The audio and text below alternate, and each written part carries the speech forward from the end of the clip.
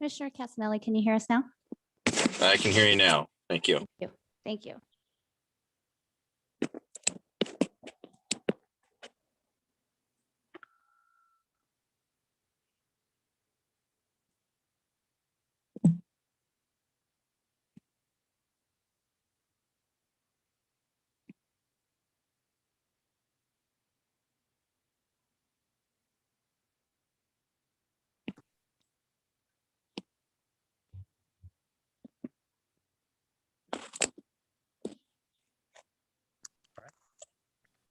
Good evening. Welcome to Planning and Zoning Commission meeting for May 20th, 2021. This time I would like to call the meeting to order.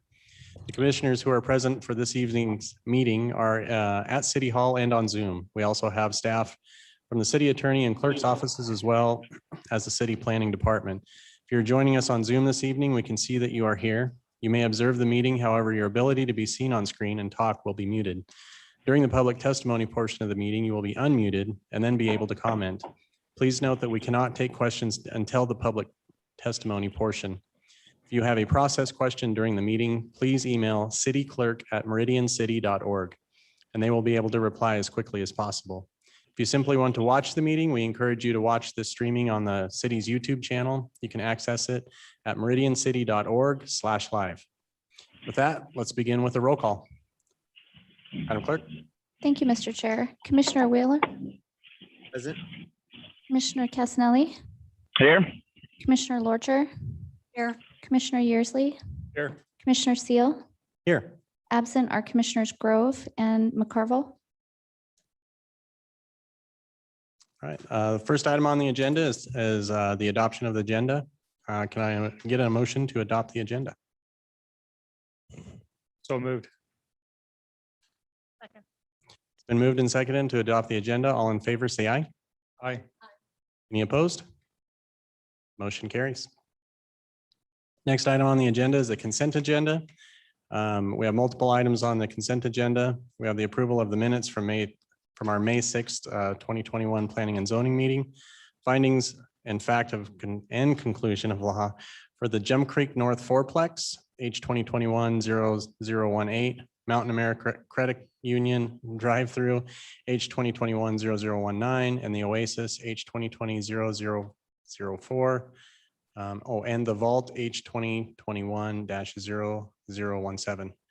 Can I get a motion to accept the consent agenda as presented? So moved. Second. It's been moved and seconded to adopt the consent agenda. All in favor, say aye. Aye. Any Aye. opposed? Motion carries. At this time, I would like to briefly explain the public hearing process. We will open each item individually and begin with the staff report. Staff will report their findings on how the item adheres to our comprehensive plan and unified development code. After staff has made their presentation, the applicant will come forward to present their case and respond to staff comments. They will have 15 minutes to do so. After the applicant is finished, we will open the floor to public testimony. Each person will be called on only once during the public testimony. The clerk will call the names individually of those who have signed up on our website in advance to testify. You will then be unmuted in Zoom, or you can come to the microphone in chambers. You will need to state your name and address for the record, and you will have 3 minutes to address the commission. If you have previously sent pictures or a presentation for the meeting, it will be displayed on the screen and our clerk will run the presentation. If you establish that you are speaking on behalf of a larger group like an HOA, where others from that group will allow you to speak on their behalf, you will have up to 10 minutes. After all those who have signed in advance have spoken, we will invite any others who may wish to testify. If you wish to speak on the topic, you may come forward in chambers, or if on Zoom, press the raise hand button in the Zoom app. Or if you are listening on a phone, please press *9 and wait for your name to be called. If you're listening on multiple devices, a computer and a phone, for example, please be sure to mute those extra devices so we do not experience feedback and we can hear you clearly.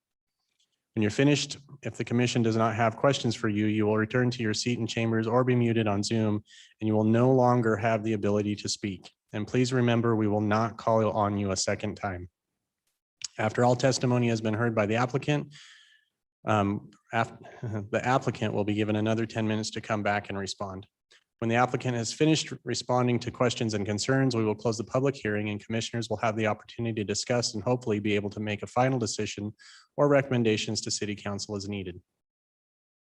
At this time, I'd like to open the public hearing for Prevail North subdivision H 2021-0021. We'll begin with the staff report. Thank you, Mr. Chair. Can everybody hear me all right? We can, Joe, go ahead. Perfect. Thank you, guys. As noted, the first item on the action items for tonight is Prevail North subdivision. It is a request for annexation and zoning and a preliminary plat. The site consists of 5.6 acres of land currently zoned C2 in the county. It is located at 5150 South Meridian, which is approximately a quarter mile south of Amity. I'll go ahead and share my screen now.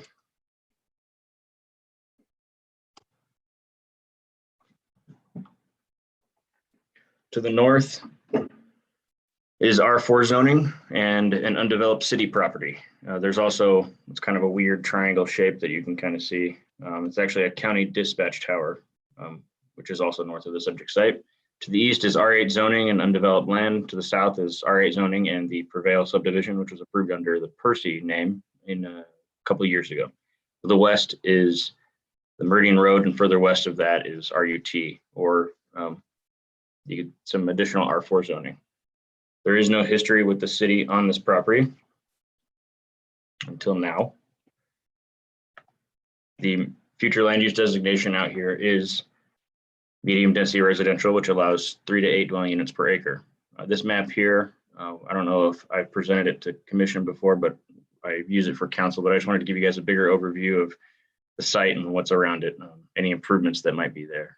Currently, there aren't any except for the Amity and I believe that's Locust Grove intersection in 2023. As noted, the subject site is 5.63 acres that's being annexed, but the plat is 5.25 acres. It is between multiple parcels that are already annexed into the city. And the site to the north is a city-owned property reserved for a future well site, and that site currently only has access to Meridian Road. To the south is the 113 lot Prevail subdivision, which was approved in 2019. It is zoned R8 and has a future access to Meridian Road via a collector street, which will be constructed along the boundary here. That is both, that would be this phase, I should say Prevail North and the regular Prevail. That'd be their only access out to Meridian Road other than an emergency access. The applicant for this application is the same as that for Prevail, making Prevail North a continuation of that subdivision. Consistent with the future land use designation of medium density residential, the applicant is proposing a density of 3.4 units per acre. Because this is an extension of the Prevail subdivision, the applicant is aligning the proposed lots of this phase, Prevail North, with those of the lots to the south to ensure compatibility in lot sizes. Furthermore, due to the constraints of the site being deep but relatively narrow and having a waterway along the north boundary, the applicant is only proposing homes along the south side of the site. The proposed use is detached single family with an average lot size of 6,677 square feet and a minimum lot size of 5,362 square feet. The use is permitted within the R8 zoning district by right. The project is proposed as one phase, but will essentially be phase 3 of the Prevail subdivision to the south. The revised plat is proposed with 18 building lots and 3 common lots on 5.25 acres and appears to meet all UDC dimensional standards for the requested zoning district. The applicant has submitted conceptual elevations of the proposed detached single family. Detached single family does not require design review, but the elevations depict a majority of 2-story homes with two-car garages and varying home styles that are noted as traditional, craftsman, and contemporary. The elevations depict differing layouts of the same field materials of lap siding and stone, and varying roof profiles, which overall offer an array of potential home facades. The subject site contains a large section of the Carlson lateral, which you can see here, and it's this. Site plan shown before you now has the original position, which would be all this topography here, and then the new location here, the proposed location. It is a irrigation lateral that is maintained by the Boise Project Board of Control. The applicant is proposing to both reroute and pipe this lateral consistent with desires of the city engineer for the purpose of benefiting both this applicant and the city-owned property bordering the site on the north. Upon further discussions with Boise Project Board of Control and in coordination with Public Works, the applicant is proposing to pipe the entire segment of the lateral on both properties from Meridian Road, which would be the culvert here, almost all the way to the eastern property boundary. Piping this lateral will allow for more buildable area of the subject site. It will help fix some of the topography issues for the city-owned property to the north and allow for easier maintenance by Boise Project Board of Control. Staff supports the piping of this irrigation lateral, and the proposed plan complies with city code. The proposed public streets are proposed as 33-foot street sections with attached and detached 5-foot sidewalks, allowing for on-street parking where no driveways exist, including the entire north side of the new east-west street, minus the bulb out, which is right in the center. Attached sidewalks are proposed along the new street, except for along the north, where a detached sidewalk and parkway is proposed. Access is proposed via extension of Keyport Avenue, which is currently stubbed to the southern property boundary, and Prevail number 2. The submitted plans show Keyport extending into the site and then heading both east and west, as shown as Liberator Street, and ends in permanent cul-de-sacs at both ends of the site, which is in alignment with ACHD policy. Liberator Street is approximately 908 feet in length from the center of the western cul-de-sac to the east property line. Although the length of the street from east to west is greater than 750 feet in length when you measure it that way, South Keyport intersects this street approximately halfway, which breaks up the block length, so there are no code issues with the proposed block length. In addition, UDC 116C3, which is our subdivision design standards, notes that a dead-end street cannot be greater than 500 feet in length without an intersecting street or by requesting council waiver. Because South Keyport Avenue intersects Liberator Street, as shown, neither the west nor the east cul-de-sac is greater than 500 feet when measured from the nearest edge of right-of-way, as code notes. Therefore, it does not require any waiver by council. It is admittedly an unusual road design, but staff does consider it to be the most efficient design for livability and access when considering the site constraints of the irrigation facility along almost the entire northern boundary and the overall topography throughout the site. Furthermore, there are no homes fronting along the north side of the proposed local street, which further mitigates any staff concern regarding the length on the north side of the proposed street. The applicant is also proposing 2 substreets to the adjacent properties, one to the north property out of the west cul-de-sac and one to the east out of the east cul-de-sac. The original plat proposed both of these substreets in the east quarter, which was basically one here and then the substreet to the east. But following conversations with Public Works, the applicant moved the substreet that is proposed to the north to be out of the west cul-de-sac, which would help with future plans for the city well site and also help mitigate some of the topography issues, because there's a lot of topography on the city site in this quadrant over here. Staff supports the overall road layout and the substreet locations as proposed on the revised preliminary plat. Though there is potential for topography to complicate the future road extension to the east, staff highly recommends maintaining the substreet to the east for added future connectivity through the Brighton parcel. This recommendation is based both in code and from recommendations of the Meridian Fire Department for better neighborhood connectivity and emergency response access as properties to the southeast develop, and frankly, even as the city property develops to the north. With a revised landscape plan received following publication of the staff report, their proposed landscaping complies with all UDC requirements, and therefore staff will strike some of the conditions of approval noted in the staff report following the hearing tonight. This includes landscaping within the common open space lot, within the proposed parkway, and the landscaping along Meridian Road. Along Meridian Road, the applicant is required to construct a 10-foot multi-use pathway within the street buffer and construct noise abatement, which requires a berm wall combination that is at least 10 feet in height and 10 feet in height above the center line elevation of Meridian Road.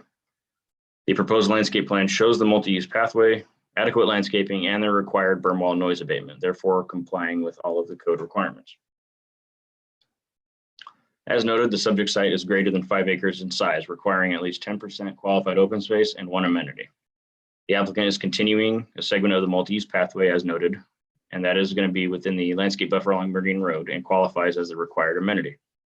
Because this plat would be an extension of the already approved Prevail to the south, the applicant has indicated these future residents will be able to use the other amenities and open space within that subdivision. The closest amenity to this phase is an open space lot with a playground that is located due south from Keyport Avenue, which, for reference, this is Keyport, and then you have the micropath, and then you have the tot lot with more open space. That is the closest amenity to the proposed subdivision. The minimum amount of qualified open space that should be provided is 0.53 acres based on the plat size of 5.25 acres. For the revised landscape plan, the numbers discussed within the staff report are not accurate. The applicant is proposing approximately 1.15 acres of overall open space, which is approximately 22%, but 0.74 acres of that area is actually qualifying open space, which is approximately 14%. The change that occurred is the fencing along the irrigation. So now, per code and the irrigation district, we need to fence off the irrigation easement, which makes that area non-qualifying. That's why the numbers do not match. And I will make those adjustments in my staff report following the commission hearing. Despite being less than previously thought, the proposed open space still exceeds the minimum requirements. And staff is still in support of the proposed open space and open space landscaping. There was no written testimony, and I made this slide for you guys just to have a quick little overview. Staff does recommend approval of the requested project with the conditions of approval noted in the staff report. And after that, I will stand for any questions you may have. Thank you.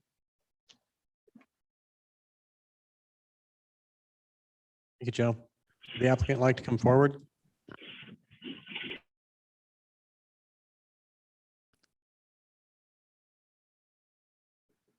Evening, Commissioners. Go ahead and state your name and address for the record. And Yeah, Matt Schultz, 8421 South 10 Mile. Glad to be here instead of on a Zoom meeting. I kind of flipped a coin, decided to come down and be social. So good to be here after all that time. It's been a while. So yeah, this is an interesting piece of property. It's a little sliver property north of the Prevail subdivision, which we just recorded phase 1, and we're getting ready to pave phase 2 pretty soon. And it's moving right along, and got the berm, not quite landscape, but built along Meridian Road. And we originally looked at this piece a couple of years ago because it's pretty obvious why not buy it when it was for sale. And to be honest with you, it didn't make sense given the constrained geometry, the topography. There's about 20 feet of fall from the north end down to the lower end of Prevail. So it drops about 10 feet from the city property down to Prevail North, and another 10 feet down to Prevail. So if you can picture, there's a third dimension in here as well as the extensive piping and single loaded lots on one side of the road. It didn't make much sense. Well, about 6 months ago, it was still for sale. And we thought, well, maybe it makes sense now with things escalated as they have. And what that does is obviously it's a positive enterprise, we think, right now to move forward on it, but also it lets us control. I was a little bit scared of who was going to build in there potentially if it would have sold in that year that we didn't buy it, and who was going to build there, and if I'd have to come down and protest them, and if they were going to do something quirky or whatever. But this kind of solves that problem as well. We know what's going to go there. It fits in. It's going to be in our HOA. We're going to share the PI system and just be one big happy subdivision and kind of clean up what is kind of an odd challenged piece, and to really clean up that property line with the city property. We'll put in the full fence. We're going to pipe the whole length in exchange for shifting a little bit of that easement onto the city property. We're going to put it right on the property line, the pipe itself. Boise Project Board of Control wants 25 feet either side, flat and gravelled. And that's why that fence moved 25 feet into ours. And I just sent the Public Works an email tonight that we'd like to deed them that extra 25 feet that's shown as that tan area there to the city, because we get no use out of it. And if they could park on it or drive on it, it's just an option, don't have to, but they could, so that tan area there could be usable by the city later because it's on the other side of our fence that we don't care about anymore. So it fits because we made it fit. We've got the proper bermage, which is an extension along Meridian Road. ITD actually, the right of way pops out at extra 20 feet from the south end of Prevail to the north, because there used to be a slope down to the fields, and they had the right of way out there to catch the slope. Well, we ended up filling it up 15 feet and putting the berm, and taken away the need for the extra right of way, but ITD wasn't giving it back. And in fact, our sidewalk has to wow out, an extra 20 feet to just stay out of that right of way. But we're going to landscape the whole thing all the way to the borrow ditch. And so in front of this Prevail North, there's actually going to be 30, I just looked at it tonight, and it's not accurately shown. It's actually more, I think, that's shown here even. I think it's like an extra 30 feet in front of, so there'll be 55 feet of buffer from our fence of grass and shrubs and trees, 30 feet within the right of way that we don't think ever will be taken away. And then 25 feet behind it with the 10-foot pathway. So we think it works. Appreciate Joseph's very thorough staff report. We've worked with staff, we worked with ACHD to get these details finalized for you tonight from where we submitted. And we think this reflects an accurate representation of what we're going to build. It's tight. There's a lot of fill. There's a lot of piping. But as an engineer or an ex-engineer, it's just good to clean these things up and instead of having this awkward little sliver piece that people think they can put a mini storage on, because that's what I got approved for originally. So they can still keep thinking that, but the access challenge because you can't get access to it from Meridian Road any longer. And so we've provided that down on the south end of Prevail, and that road is now in. We're getting ready to put in a turn bay out in the median to make it a left in only and a right in, right out down there at that intersection. So, and there is that emergency access you can see in phase 2 going out to Meridian Road just south of this site.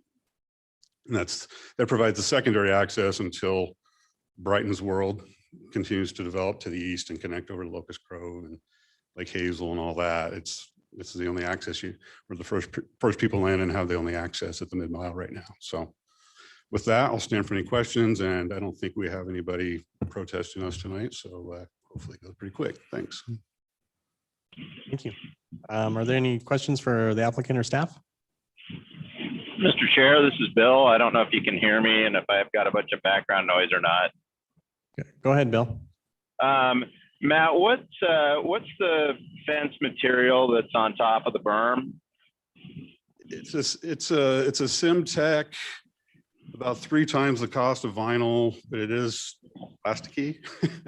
But it's filled with foam, and it has some noise reduction capability. But the berm that we have that sits on provides a lot of noise reduction as well. But it's a Simtech composite fence, is what it is. Okay, so it's got a lot more sound than sound deadening than a vinyl fence or something. It does. In fact, I was out there before we built the berm, and it's quite loud off Meridian Road, as you can imagine. Yeah. And after the berm of the fence went in, I mean, obviously you can still hear that white noise, but it was a huge reduction on site in terms of blocking that noise. Thank you. Yep. Commissioner Orchard? The only question I had was if the irrigation lateral is going to be behind your fence, why did you discuss to pipe it in? Good question. It's very large and it's on the top of a hill above us. So every once in a while, if it's large and not on top of the hill, we'll ask for a waiver to not pipe it. You still have to leave the easement. In this case, it kind of meanders across our site in its existing condition. And we wanted to straighten it out so we could you could kind of see it in the contours there. And we wanted to straighten it out so we could actually get our road in and some other things. So in order to do that, and to make it safe, it's 48 inches. It's quite large and quite expensive, but it needs to be done up on top of that hill. Thank you. Yep. Any other questions? Okay, at this time, we'll take public testimony. Madam Clerk, do we have anybody signed up? Mr. Chair, we do not. Anybody on Zoom would like to raise their hand, or anybody in chambers would like to come forward?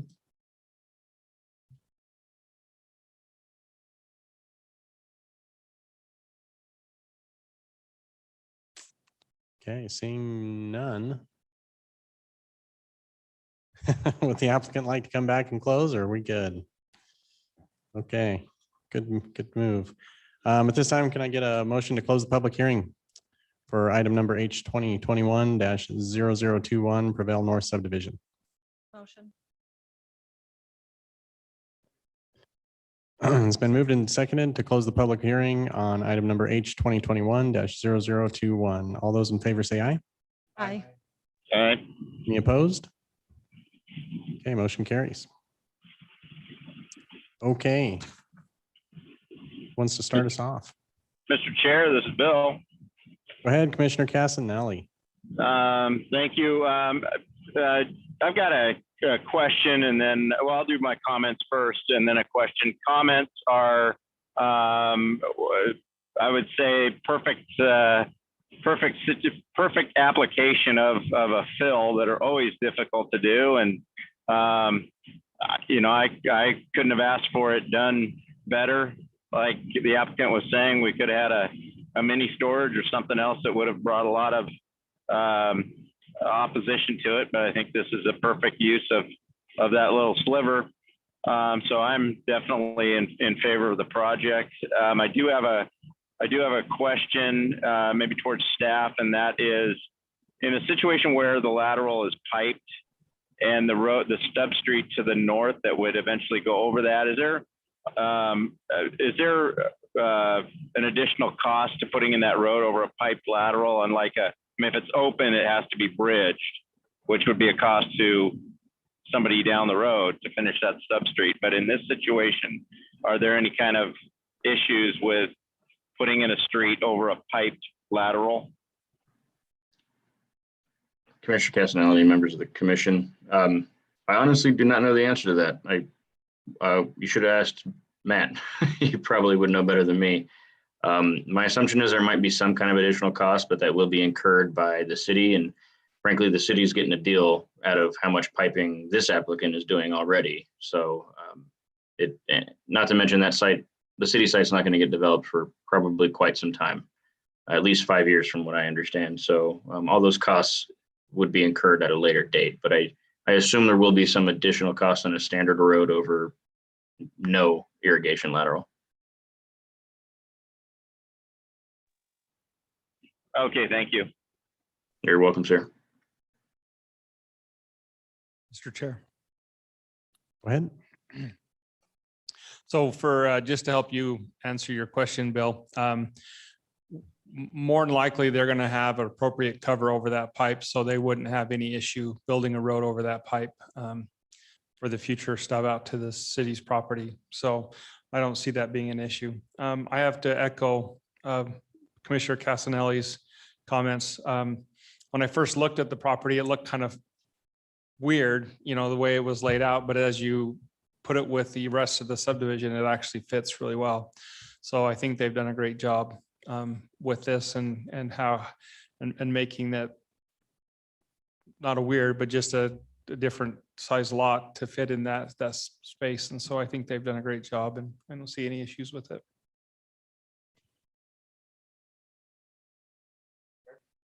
Go ahead, Commissioner Wheeler. Bill, I've got a question for staff here.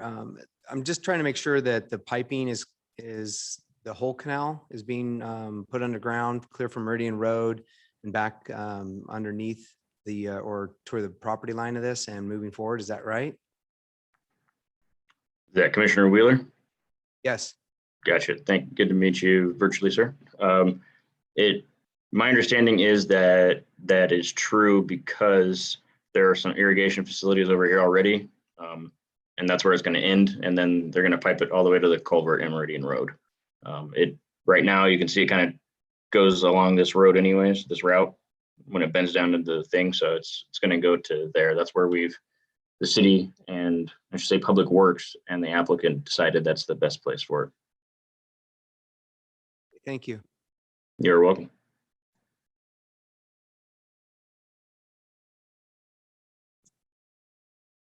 Okay. Okay. Would anybody like to take a stab at a motion on this? Mr. Chairman, Commissioner Usually. after considering all staff, applicant, and public testimony, I move to recommend approval to City Council of file number H 2021-0021 as presented in the staff report for the hearing date of May 20th, 2019 or 2021 with no modifications. I second. It has been moved and seconded to approve item number H 2021-0021 0021 with no modifications. All those in favor say aye. Aye. Aye. Any opposed? Okay, motion carries.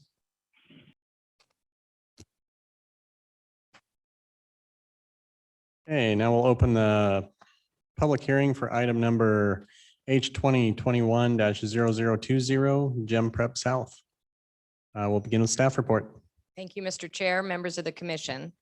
The next application before you tonight is a request for a conditional use permit.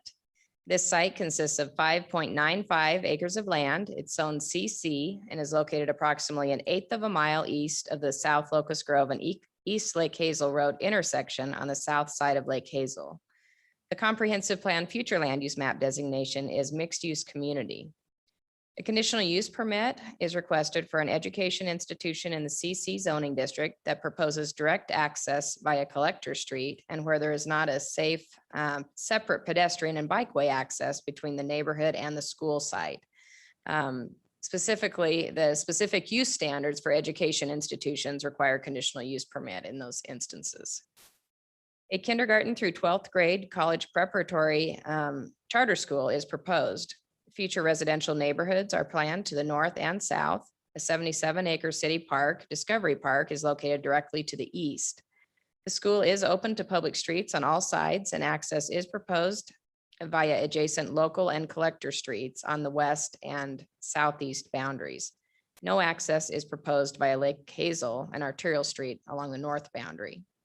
Striped crosswalks, signage, and school zone flashing signage, along with a crossing guard, is proposed for the safety of students walking and biking to the school. If you can see my cursor there are the crossing sections here.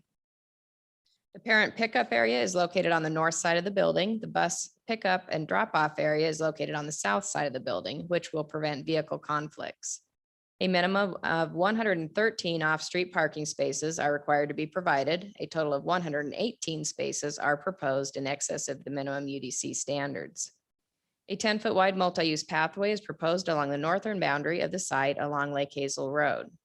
The Williams natural gas pipeline bisects this site within a 75-foot wide easement. Conceptual building elevations were submitted as shown, consisting of a 2-story, 45,110 square foot structure that incorporates various colors of horizontal lap siding and metal panels in various trim colors. Final design is required to comply with the design standards in the Architectural Standards Manual. Written testimony has been received from the applicant, Bill Hadlock. He is in agreement with the conditions of approval in the staff report. Staff will stand for any questions. Okay. The applicant like to come forward?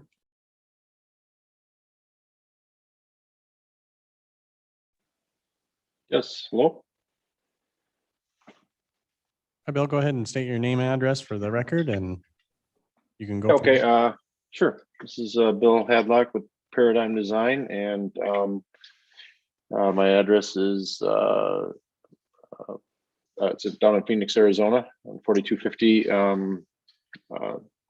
Drinkwater Boulevard. So yeah, I just that's a great presentation by Sonia. I appreciate all the help she's been and all the staff of the city. We've been working very closely for quite some time with ACHD, the city, but also more importantly, Brighton, who's doing the apex development around the subdivision. And I guess with that, what I'd like to do is turn this over to, we have the principal of the school that just kind of wanted to give you a little presentation. I think Sonia, we had that presentation. It's a little quick PowerPoint. Just to kind of go over gem schools for those that are not familiar with them, if that would be okay. I think I had sent that in. Yes, Mr. Hadlock, you have the ability to share your screen and share your presentation on your end. Oh, okay. Let me, boy, I thought you guys were going to share it. I apologize for that. One second here, please. You're not able to get to it right away, I can share it for you. I just, you won't be able to control it on your end. So if you can get to it quickly, that's great. If not, let me know. Yeah, okay. I think I can get to it fairly quickly. So let me get that right here.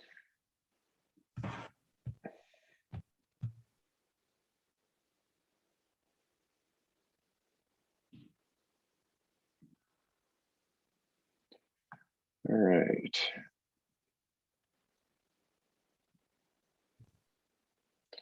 No, it seems to be, okay, yeah, here it is right here, sorry.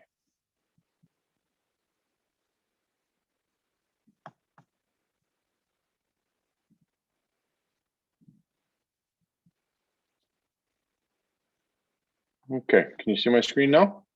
Yes, we can. Okay, great. So let me introduce Stacy Walker. Stacy, are you on? She's the principal of the school. Stacy, if you just want to give us your name and address, and you can go ahead and speak. Thank you.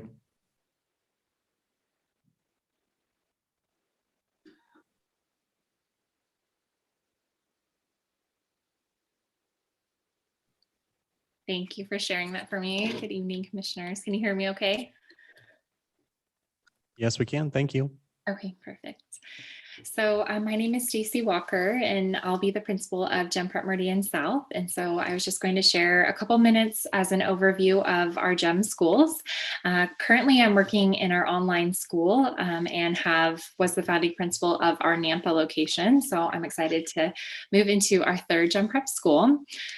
Who we are a free K through 12 charter school, and our focus is college prep. And our goal is to serve all students interested in a rigorous college prep program. So our mission is to prepare students for success in college by providing a high quality, personalized, relevant, and rigorous education through exceptional teaching, innovative uses of technology, and partnerships with families. So we have multiple schools and are a charter management organization. And so our first school was Gem Prep Online, which is currently K through 12 and is statewide. And then we opened our first brick and mortar school, which was Gem Prep Pocatello, just kindergarten and first grade, and has grown to be K through 10.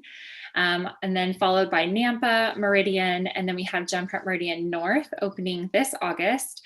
And then we are proposing the Gem Prep Meridian South opening following August of 2022, with both of those opening K through 5, but then growing to be K through 12. Our school size overall will be about 582 students when we are fully grown. Our 7th grade is about 90 students, and 9th through 12th grade is 120. So our goal is to mimic the demographics of the West Ada School District and really promote all of the diversity in the district to go to our Gem Prep Meridian South location. Our elementary will be K through 6, but we will be opening K-5 and focusing on that college prep model starting at the beginning by offering full day kindergarten paid for by our school for all of the scholars that join us. We'll focus on a station rotation model and providing excellent instruction for all of our students, and as well as building on holistic competencies that will help them with success in college. Our secondary is our 7th through 12th grade. Bill, do you mind moving to the perfect? Thank you. And we have 3 types of classes that we begin offering in our secondary model. And we do in-person instruction, which is typical school instruction. But we also do something called a send and receive, where we can actually leverage some of our Gem Prep teachers to teach to some of our other Gem Prep schools across the state. And then we also use some fully online learning, and we do this to offer higher level classes for our students, high school level classes for our middle schoolers, and then dual credit classes for our high school students. So our secondary model, we continue to focus it on that graduate profile. We do create 2 graduation tracks for our students. And so our goal is by the time they're in their sophomore year that they are choosing whether or not they want to receive their associate's degree or have at least 18 plus college credits. So we believe that college really prepares our students to have success by getting that start in high school. And it saves a lot of money for families and for students, but it also helps prepare them for all the independence that they will need to have in college. The other aspects that make us unique is that we will be a K through 12 school all on one campus. And we have seen that our families really enjoy that. They enjoy having consistent messaging, having relationships and options for leadership for our older students to our younger students. And now that I'm a part of our online school with our K through 12, it's great to see the students grow through our school, and we're celebrating graduation next week, and are just really excited of the accomplishments that our graduating class has. We have almost 40 graduates with our online school this year, and the average dual credits that they have is 26 dual credits. So we're just really proud of the accomplishments and excited that our brick and mortar will be following suit with 12th graders soon. The following slide is a proposed campus overview. And so I know you guys just saw this a little bit closer, but this is a screen of looking at it from an aerial view as well. So thank you for giving me a little time to share a little bit about Gen Prep and who we are and the Gen Prep Meridian South location. Yeah, thank you. So yeah, that's kind of the presentation that we wanted to do. You know, again, we've been working with Sonia and the staff over time, and we've looked at the conditions on the report, and we're very excited to move forward with this project. So I don't really have a whole lot more to present, but obviously here for any questions. Okay, thank you, Bill and Stacy. Are there any questions for the applicant or staff? Mr. Chair. Commissioner Yearsley. So are they not proposing any potential crossing across Lake Hazel, or is that not, have they decided not to do any of that, or what's the plan for that? And I guess, Bill, if you want to answer that question. Sure. I was just curious, maybe we can pull the site plan up. So right now, no, we don't have that plan. We've been working with Brighton and the new roundabout that's looking to go up there. So there'll be that connectivity as that project moves forward. But as of right now, no, we are totally planning our crosswalks and crossing guards and everything to the south where the main development is going to be. As it moves forward and the development of reconstruction, I should say, of Lake Hazel happens, then I'm sure those plans and considerations will have to be made. Okay. So I also just assume, Bill, that most of the students are coming from not the local area, but just more of the surrounding area. So they'll be picked up and dropped off by parents, correct? Yeah, I think, a good portion of them, some of them are bused in, some will be dropped off. But I mean, the reason we really like this partnership with Brighton to come in and develop with these residential subdivisions is obviously the hope to pull people in from within the subdivision. But yeah, you're still going to get a lot of vehicular traffic, people dropping and picking up, and as well as the bus traffic. Okay, thank you. Mr. Chair. Commissioner Lorcher, go ahead. What is the precedent in the city of Meridian to have properties over the Williams natural gas line? Is that pretty prevalent in the city? Is that, or would staff know?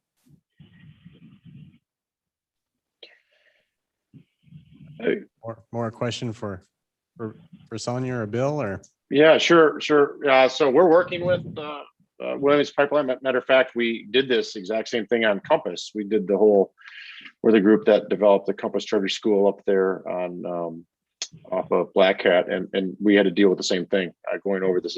I believe it's the same pipeline, but it was actually a Williams pipeline and all. So yeah, we've actually done it ourselves with on a school project. And we are coordinating with them right now. We're in the process. They're in the review of our drawings, and we're working on a development agreement, easement, I guess, if you will, to do our construction. So yeah, this is something that it is allowed, and we've done in the past. Thank you. Mr. Chair. Go ahead, Commissioner Casanelli. Yeah, this kind of follow on to Commissioner Yearsley's question. Bill, can you kind of go over the pickup and drop off situation there. Maybe you can get a screen up there of that area and kind of, Sure. I guess, how many cars, will that fit and that kind of thing. And so I'm just thinking as far as the access in and out on that. Sure. So I don't know, can someone open up the site plan? I don't have that in front of me. Maybe the report that Sonia had. I just, Bring that up, Sonia. Yes. Thank you. so we've really got this broken into two pods, and one of the things we really like about doing this is we don't like our bus traffic and our vehicular traffic to commingle. So down in the lower left hand corner, you will see there is is where the buses will come in right there, and the stage along the sidewalk. I believe there's 4 buses that will drop students off and pick them up. That back area there as well is a parking area for the staff. So what that is, that's what that is right there. And then up along, coming off of the other, up on the north, I'll call it the north pod, if you will. It's a double lane stacking, which then up in the corner will be, if I don't have control, but I'll call it just before they make the swing down and turn in front of the school. So yeah, go down a little bit further down.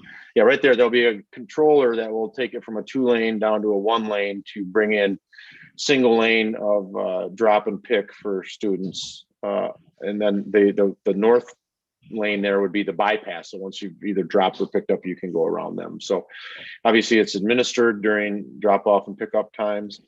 The queuing links are, I don't remember off the top of my head, but I want to say they're like 1,500 feet. So we can get a lot of cars in there. And we've presented all that with ACHD to make sure that we're not providing any sort of backups onto the public roads. Does that answer your question? It does, thank you. And then on that one road that where the driveway comes in, there's a bend there in that road. Was that an issue? Was that a concern of ACHD as far as visibility there with people coming back out and especially making a left-hand turn? Are you talking about in the north pod or the car traffic?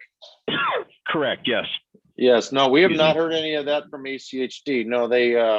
No, we've actually been working on this for some time with Brighton, and part of their overall development, they're putting those driveways in. So I know through their whole process of getting these roads approved, the horizontal deflection of the roadways and the driveways and all have gone through a substantial amount of review and design between their group and ACHD. So I have not heard anything, no.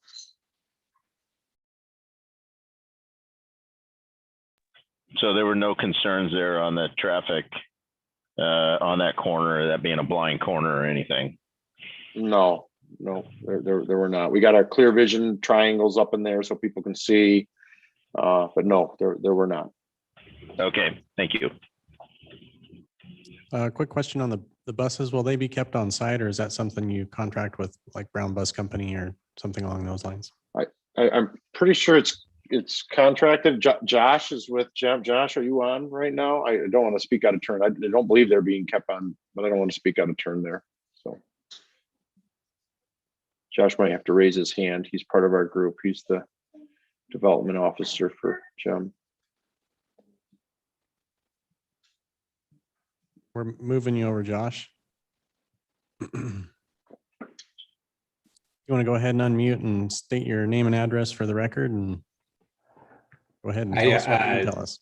Josh Bemright, 40 Ramsey Court in Pullman, Washington, 99163. So yeah, the buses, they could be on or off. We do contract with Brown Bus, and we have a combo of both types of contracts with them. If we have room to safely store them out of the way, we would allow them to store on site. Otherwise, they have storage in their bus lot for the bus storage. Okay, thank you.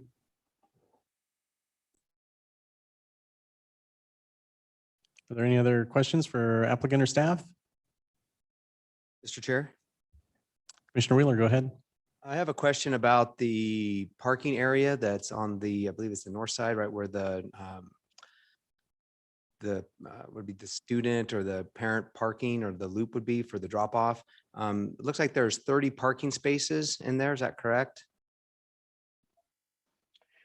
Let's look at which one you're talking about. Yeah, it could be the north pod that sits in the right due north of the school. Yes. Yes. And there's only one in and out of there. Is that correct? Out of that 30 parking spaces? Well, oh, you're talking about the angled piece? Yeah. Yes, Okay. the Yes. angled piece there. Yes. There is, correct. Yeah, that's correct. Was there any concern with ACHD on that, with the access, or is there any issue with maybe just putting a right out on the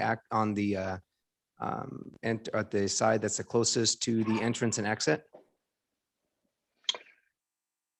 No, we did not have any concern with ACHD on that we know of. We talked a lot about that pod in particular is going to be more of a staff parking. So, overflow. There is some in the back there where I had mentioned by the buses, but the remainder of the staff will be up in that kind of the corner. So they'll be kind of, coming in and out at times when the parents are not coming in or leaving, dropping and picking. So I don't foresee any concerns with that. So I think that should function fine. Thank you. Any further questions? Okay, at this time, we'll take public testimony. Madam Clerk, anybody signed up? Mr. Chair, no one is signed in. Okay, if anybody on Zoom would like to raise their hand, or if anybody in chambers would like to come forward or raise your hand so you can come forward.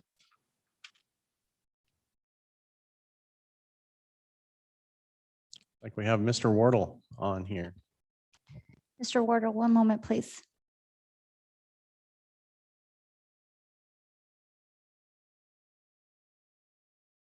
John, if you want to go ahead and unmute and give us your name and address for the record. Commissioner Seal, thank you. Can you hear me? Yes, sir. Go ahead. Great. Commissioner Seal and other commissioners, my name is John Wardle. My business address is 2929 West Navigator Drive in Meridian, Idaho, 83642. I just wanted to echo the comments that Bill has made tonight, and we also are supportive of this project. We feel like it's very good for the community. I did want to state that the project has been reviewed by ACHD. They have analyzed the entrance points into this and looked as well at the locations where cars will be coming in, staging, stacking, that type of thing. We've also looked and worked with them on crossings, safe crossings. I don't know that this exhibit exactly shows all of those which have been finalized, but ACHD has been very much in those details. One of the items I wanted just to comment on was Commissioner Yearsley asking about a crossing of Lake Hazel. On the site plan here, you will see that there is on the east side of what's called Bloomerang, and Bloomerang is the road that goes across Lake Hazel to Lavender Heights. There shows a wider ped ramp there, and that is intended to connect to the north. It will be, I don't know if the striping on that, I would assume it would be striped as well because it will be received on the north side as well. But that is in process. Brighton has been working with ACHD on a cooperative development agreement. We actually have nearly approved plans for the roundabout and Lake Hazel to this intersection, and then a quarter mile to the other intersection, and then 1/8 mile north on Locust Grove and 1/8 mile south on Locust Grove. So these improvements will be done this year still.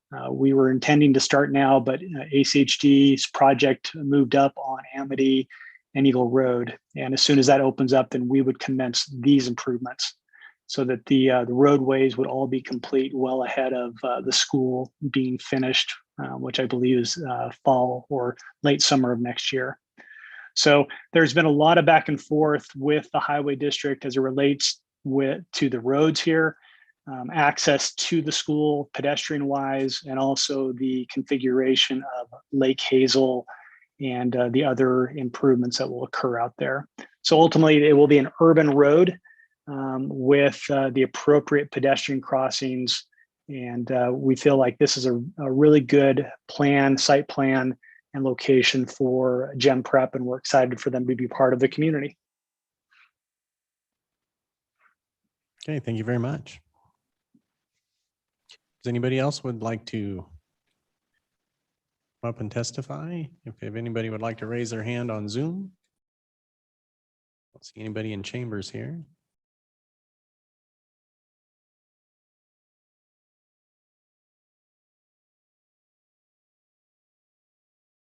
All right. At this time, can I get a motion to close the public hearing for Gem Prep South H 2021-0020?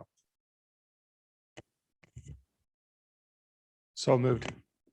I'll second. It's been moved and seconded to close the public hearing on item number H 2021-0020 Gem Prep South. All those in favor say aye. Aye. Aye. Any opposed? Motion carries. Okay, who would like to kick us off here? Mr. Chair. Commissioner Lorcher, go ahead. The design seems like it's very manageable. It's when it's new to an area that hasn't been developed yet. I know, and some of the other projects that we've seen, you know, crosswalks and crossing guards will be required for safety of the kids. But once if there's subdivisions or other businesses that are going to be developed around it, it's going to come. So I don't have any concerns with their safety plan of moving the kids, especially since the school seems to be more internal of the parcel as opposed to the edge. And because this is not a boundary school, it's a charter school, most of the kids will probably be driven as opposed to bused.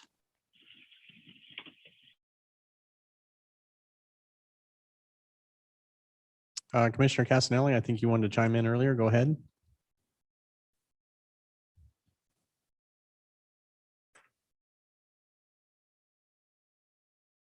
Bill, are you still there? Yeah, can you hear me? Yep, go ahead. Okay, sorry. Yeah, I'm very supportive of charter schools in general, as some of you may know. The design of this, I think it fits well. My concern was the traffic, particularly during drop off and pickup times in the morning and the afternoon and that corner. But, you know, it sounds like from testimony from the applicant, ACHD has looked at it and feel that there's, you know, that the flow will be there. So that would be my only concern. Otherwise, you know, it's a great fit, and we're always talking about the overcrowding in schools. It's always an issue. So anytime they can find a home for another 500 plus students, it's a good thing.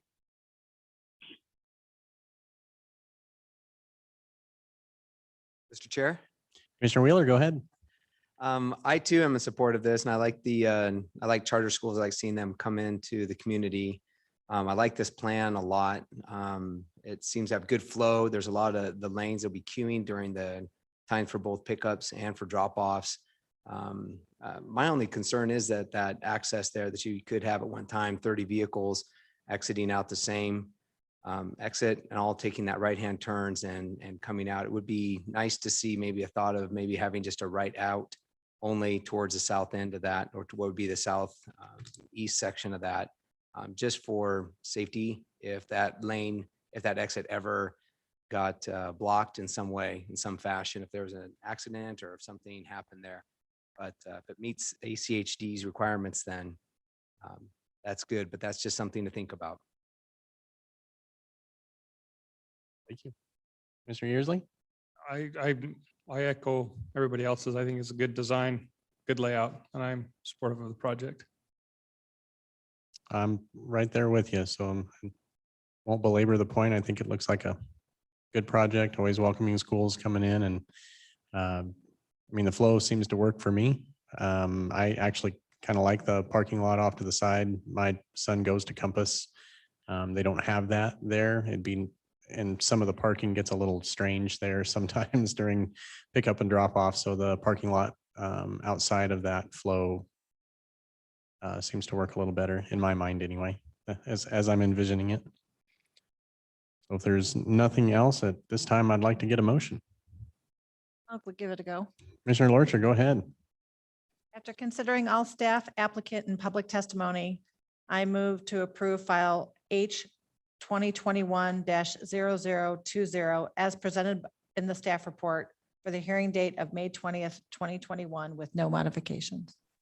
It's been, do I have a second? Second. Thank you. Now it's been moved and seconded to approve item H 2021-0020 for Gem Prep South with no modifications. All those in favor say aye. Aye. Aye. Any opposed? Motion carries. Thank you.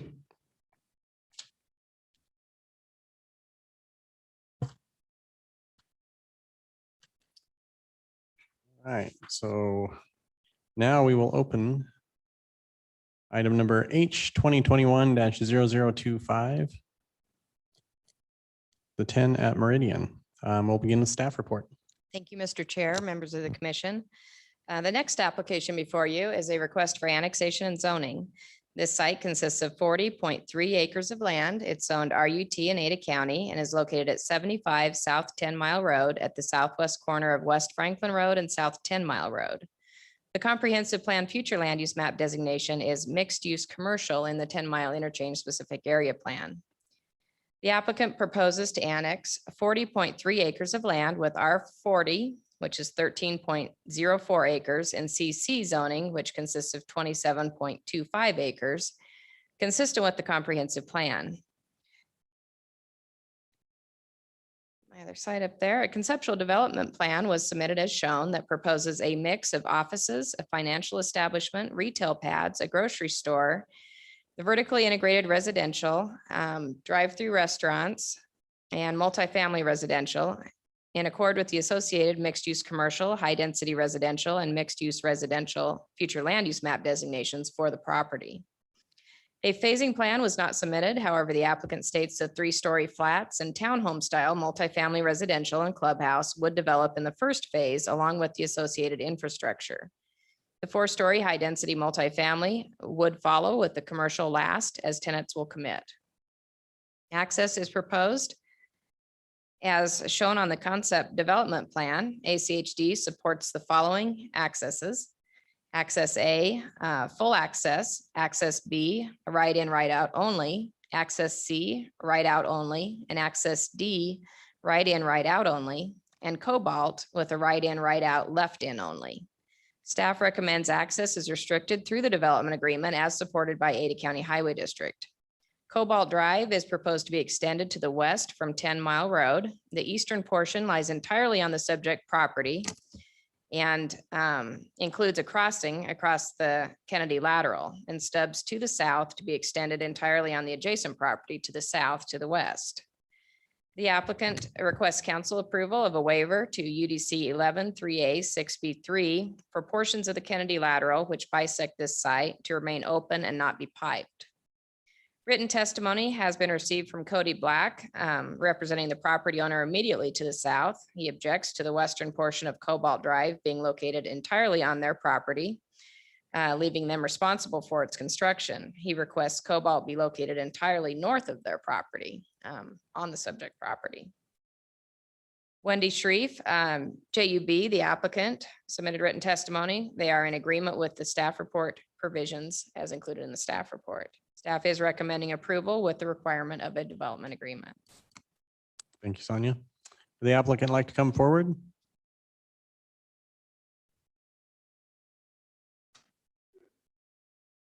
The applicants, as they come forward. Wendy Shreve, and I'm a planner with JB Engineers. My business address is 2760 West Excursion Lane, Meridian, Idaho 83642. And it's so nice to be here in person, and it's so nice to not have masks. It's a huge difference from 6-9 months ago. Absolutely. This is great. First, I want to thank Sonia. She's been a really big part of helping to steer this project and making sure that we're really meeting the intent of the comprehensive plan for this area and the 10-mile interchange specific plan. So Sonia's been integral. Bill helped a lot, but Sonia really helped a ton. They've been a huge resource and really have helped this project. We've got a team here tonight. I'm just going to talk a little bit about the comprehensive plan, and then we have our architect is here, and then we also have someone who's going to follow up with the conditions and talk a little bit about Cobalt. Heath is here. So we are requesting, it's a pretty straightforward application tonight. We are just requesting annexation and zoning. We have 40 acres. We, I think, perfectly match up with what your comprehensive plan shows for the area. We have, I don't know if we can get the comprehensive plan up, or can I do it with the mouse? Get my PowerPoint.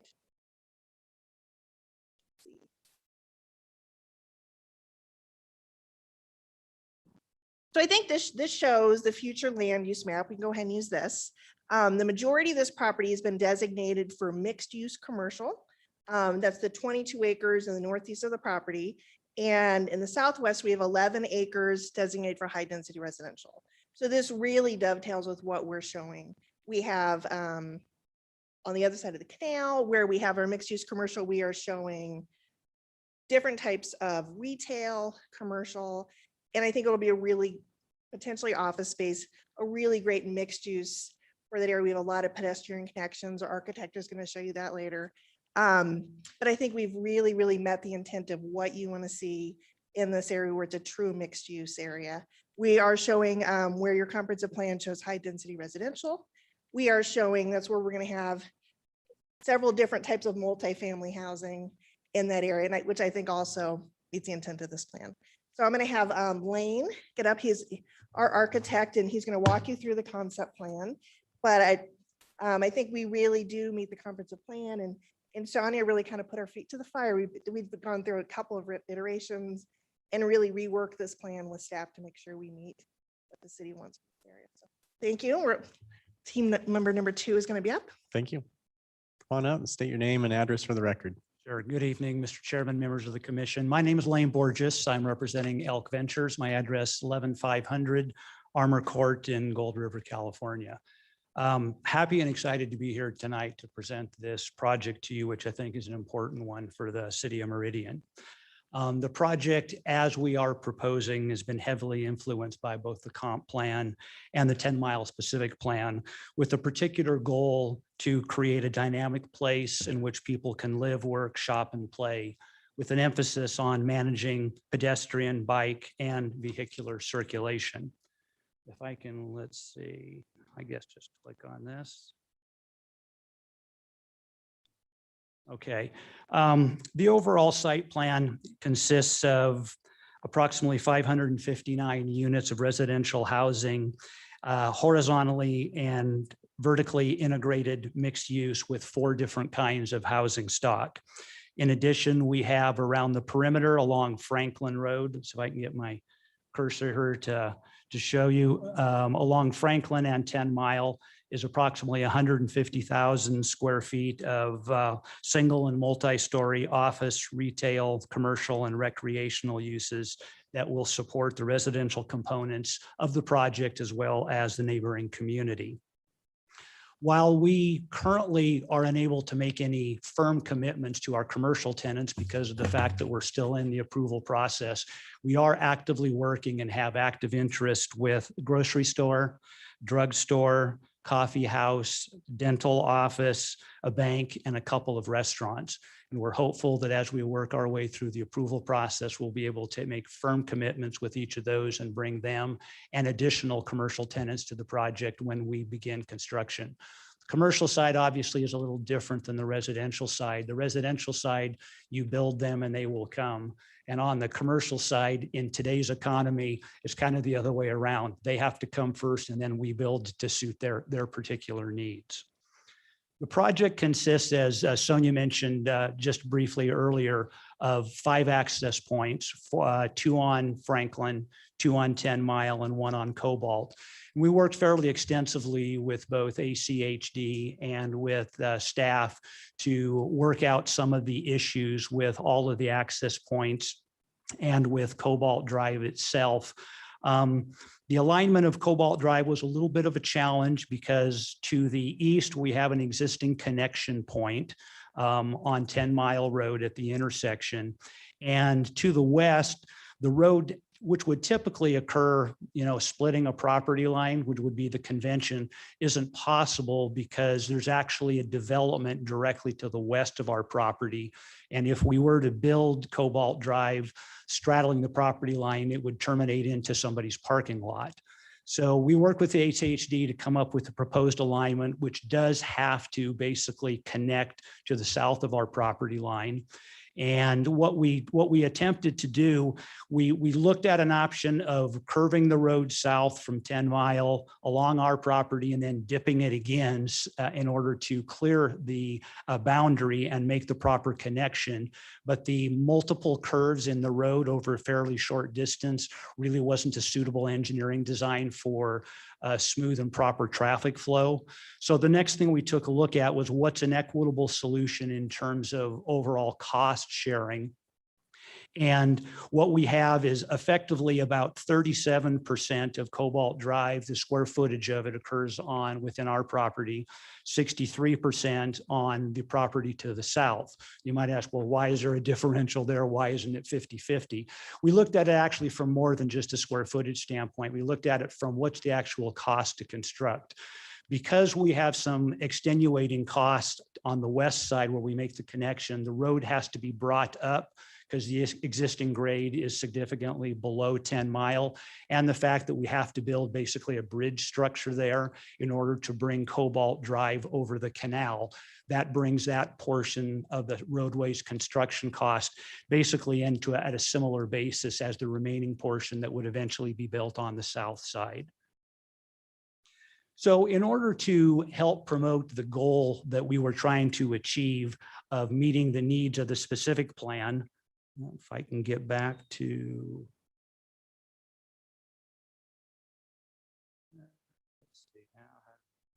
there we go. Whoops. This wheel is very sensitive. Okay. So one of the elements of the plan that we tried to incorporate was the concept in the specific plan of kind of complete streets. And when you look at the parameters and you look at the intent of a complete street in the specific plan, it's to help manage the circulation of vehicles, of bicycles, of pedestrians. And although the concepts of the complete street were really dictated in the specific plan more for public roadways and public streets, we've kind of adopted them within our project, which is a series of basically private roadways. But we've duplicated the concept. So what you see in red here represents what we call our complete streets or our major roadways. We kind of call them like little mini main streets. And so we have one that runs north-south, and we have one that runs east-west, and then we have the smaller connectors that provide access from those out to Franklin and 10 Mile. Each of those roadways is consistent with the design guidelines in the specific plan in that they provide for two-way traffic, they provide for designated and separated bike lanes, they provide for parallel parking as opposed to perpendicular parking.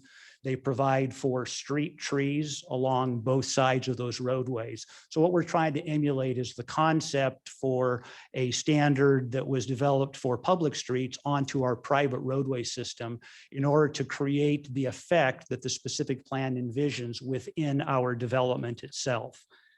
The other, one of the other elements that's important in the specific plan is pedestrian connectivity. And it might be a little hard to see from this, but basically all of the yellow lines on there represent pedestrian circulation in our project. So the goal here is to obviously encourage people to move from the residential side to the recreational area, which is in the middle of the project, or to the commercial sides. So there's kind of a spider web network of pedestrian activity that will occur within the site to help promote connectivity from the commercial elements to the residential elements. I want to walk you just quickly through, because I know we don't have unlimited time here, some of the residential elements of the project, since we're able to fairly clearly define them at this point. The area highlighted here is our high density housing portion, 3 4-story buildings. These are the design images of the proposed architecture of those. You can see there's a variation in architectural elements and vocabulary, term that we use, varying materials, massing and articulation to try to break down these fairly large buildings into something that's architecturally interesting. The second portion that's highlighted in this slide is part of our what we call flats. These are 3-story residential buildings that are internally loaded. So it's kind of like going into a hotel or something like that, where you access your apartment from a corridor inside. These have parking at the ground level, we call tuck under parking, and they face the street. So this is a good depiction where you can see we have 3 buildings, which we designate A to the north and 2 to the south, and one of our little mini main streets that passes in between those. So this is a blow up just to give you an idea of how the idea of this complete street works. You can see that we have vehicular traffic. Just above that, we have bike lanes, we have parallel parking, we have street trees and wide sidewalks. We then have landscape buffers, and we have residential units that interface closely with the street. Each unit, although it is internally loaded, also has secondary access from the street through a small patio or a porch. So these have connectivity directly from the public space as well as internally. And then all of the parking is accessed from the rear of the building, which is also the parking area for the commercial components of the project. So these are some architectural elevations of the 3-story flat buildings. Again, a lot of variation in design elements and materials, colors and textures. This is the backside, shows some of the parking garages.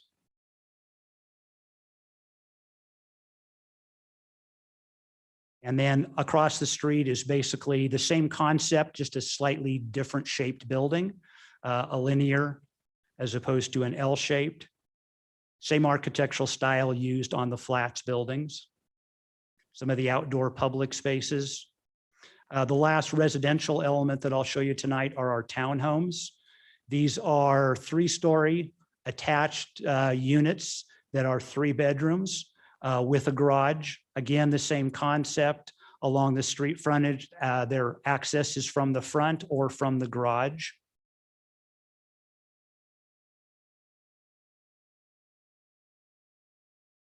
And this is the proposed architectural design.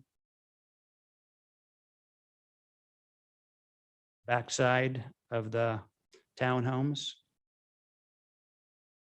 And then the last element I'll share tonight is our recreation center, our clubhouse. That's kind of the hub for all of the residents here on the project.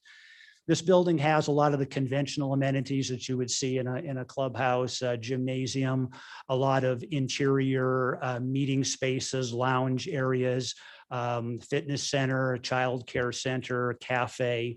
But in addition, we also have on the second level an extensive work center, a co-working area where people who are now working from home don't necessarily have to spend all their working time doing it from their living room or their bedroom. We have private workspaces and group spaces on the second level, probably about 5,000 square feet of that available for the residents of the community to use. We, of course, have an outdoor pool area, fire pits, pergolas, outdoor lounge seating, a children's pool separated from an adult's pool.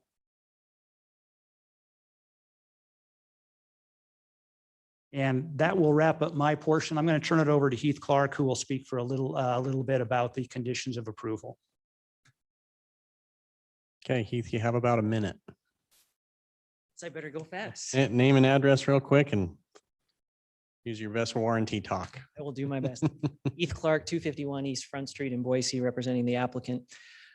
Just briefly, this property is squarely within the city's future plans for development. We're proposing high density mixed use at 2 principal arterials. It's the perfect location, and you can see that Lane and the rest of the group has done a lot of work to make sure that this is appropriate for the city. It's putting high density housing, office, commercial right where we want it.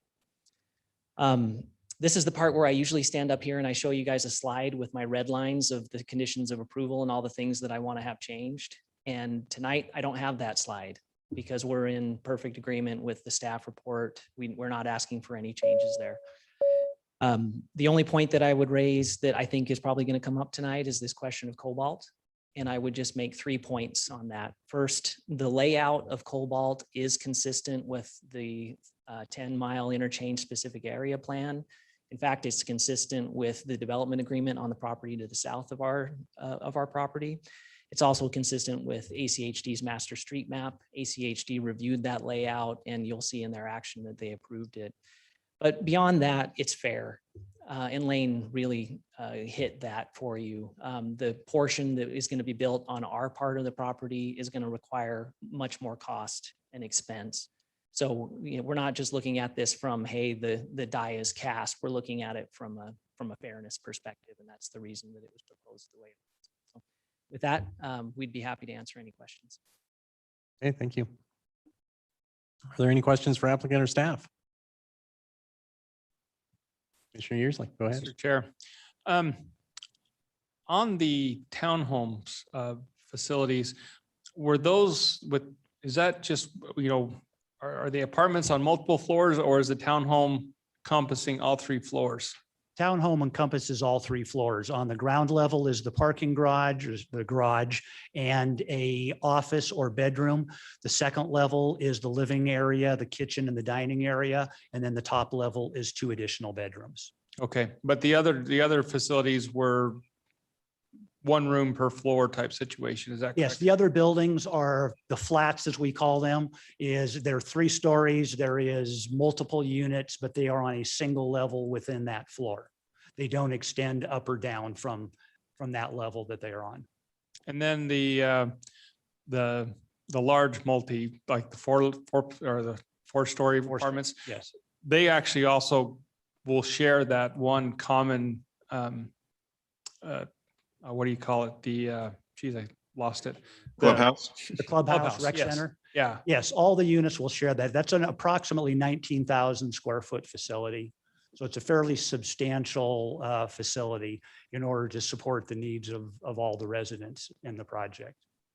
Yeah, it seems pretty large, but given the number of homes, it will fill up fast, I would imagine. So, thank you. I have a quick question for you. Is there any access to the roofs, or is there plans to put any access to the roof gardens, roof? At this point, and that's something we have not discussed, no. Okay. Mr. Chair, Commissioner Lorcher, go ahead.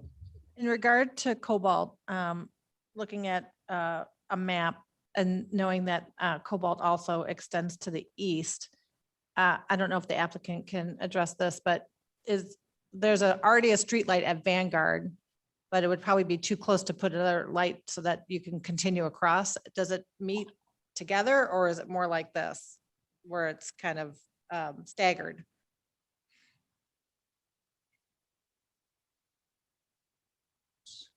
Overshot it. Mr. Chair, Commissioner Lorcher, I think that this map might illustrate your question. At Cobalt, we have obviously the obligation to make those match up. And so we expect that in the future that there may be some access control there, that it would be right in, right out, left in. But it does, our alignment matches up with Cobalt across the street at 10 Mile. Is that what your question was pointed to? Thank you. More questions? Okay, thank you very much. At this time, we will take public testimony. Madam Clerk. Mr. Chair, first we have online Cody Black. Hey, Cody, if you want to go ahead and unmute yourself, state your name and address for the record. My name is Cody Black. My address is 3432 West Bay Oak Street. And let me get my screen on here.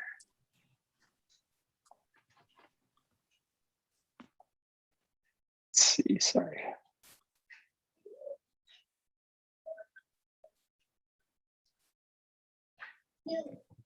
Can you guys see my screen? I cannot.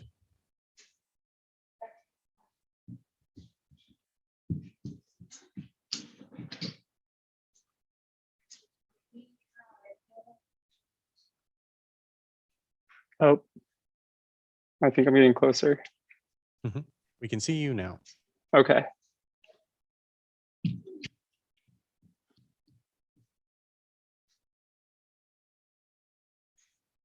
Having a hard time sharing my screen here.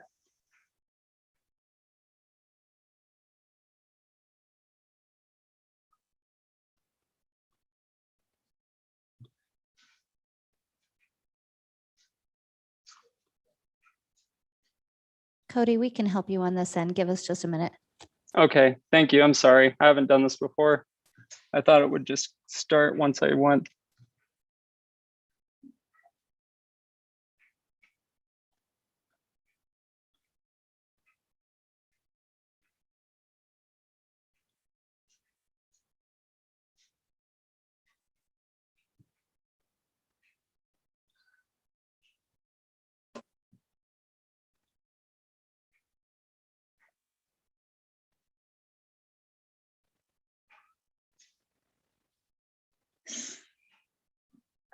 I'm sorry. I don't know why I can't get this to go over.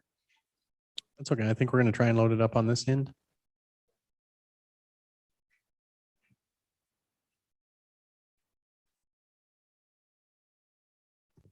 Cody, we had 3 slides from you. Is that correct?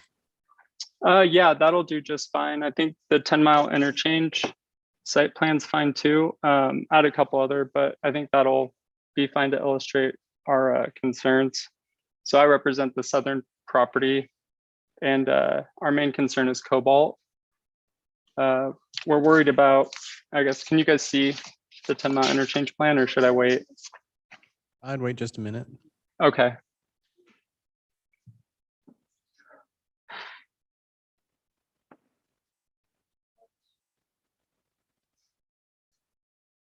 Oh, okay, great. There we go. Okay, awesome. Thank you. Sorry. So I think this probably looks familiar to everybody. So these purple lines here are the collector roads that were established for the 10-mile interchange plan. And I work for the people who own this property right below. The thin gray lines are the parcel boundaries. So we've got concerns, I guess, with how much burden our property has as far as building the infrastructure for this 10-mile interchange area. Cobalt, the way it's drawn with the 10-mile plan, was originally designed to go through this northern parcel. And like the applicant mentioned, the subdivision to the west of their development has made it so that Cobalt can't carry through. We understand that you can't have a road going straight into a parking lot. With that in mind, though, I think we would see it being more fair if there was some sort of accommodation for this road, at least carrying further west on their property before it comes down, and accommodating the burden that we already have with the other road systems that we're required to put in. If you go down to number 2, please. Or maybe I can do it as slide 2. Oh, thank you. So here's kind of a map of all the different properties that are around here in the northern tenant meridian. And then all this white is ours. I whited out some of the stuff we have because it's conceptual. But these orange roads are all the collectors that are starting to be designed and going through review. And this big red one here is Vanguard, which connects to 10-mile.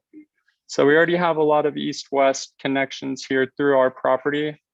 And with Cobalt being mostly on our property, we're just worried about the increased burden, and also with it not being really in line with the comprehensive plan. We would like it to be considered for denial and rejected until we could have it more accommodating for both parties. I also wanted to comment on the different maps that I was seeing during this application process. I think there was 2 different maps. One map showed Cobalt straddling, and last we spoke with ACHD regarding the matter, that's the map that they had seen. They hadn't seen the one with Cobalt just stubbing right into our property. And so I don't know for sure if they've reviewed the new map with Cobalt being solely on ours once it comes down from 10 Mile. And that's our main thing. I think following more of what the city of Meridian has as far as the comprehensive plan also benefits us, because Cobalt right now, the way it's designed, we only get the benefit of one side of the road as far as our development. And it being pushed all the way down on our property line is kind of what's happened here on Snow Canyon with Corey Barton and that roundabout that was supposed to be more north. Everything's just slowly being pushed onto our property from each area, and it's creating an increased burden for us. And that's all. Okay, thank you. Does anybody have any questions for Mr. Black? Mr. Chair. Commissioner Casanelli, go ahead. Do you know why that roundabout was pushed so far south? Are you asking me? Yeah, or whoever has, I guess, whoever, Brian, maybe you know more, but on this, but if staff, whoever may have an answer. From what I understand, if I can answer, Corey Barton had submitted for approval for that neighborhood, and then the city of Meridian came up with a comprehensive plan. And so there's kind of a timing issue, I think, with he got approved for it, and then the city of Meridian designed their comprehensive plan and didn't include that in. At least that's how it's been explained to me.